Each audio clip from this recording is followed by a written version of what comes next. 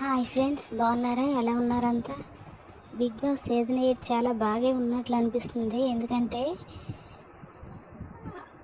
అనిల్ రావిపూడి గారు వచ్చి ఒక చిన్న ఫన్నీ గేమ్ ఆడించడం వల్ల వెంటనే హౌస్ మేట్స్లో అగ్గి రాజు ఇక్కడ ఉండటానికి ఎవరికి అర్హత లేదని అతను అడిగిన వెంటనే అందరూ కూడా మణికంఠ పేరు చెప్పారు. తను చాలా ఫ్రస్ట్రేషన్కి గురవుతున్నాడు. ఎందుకంటే ఆల్రెడీ తను చాలా బాధల్లో నుంచి వచ్చాడు కనుక తన ఫ్రస్ట్రేషన్ గురయ్యి తను బ్లాస్ట్ అయ్యే అవకాశం అయితే ఉంది. అలాగే నిఖిల్కి మణికంఠకి ఇద్దరికి కూడా రైవలరీ చెలరేగే అవకాశం ఉందని నాకు అనిపిస్తుంది.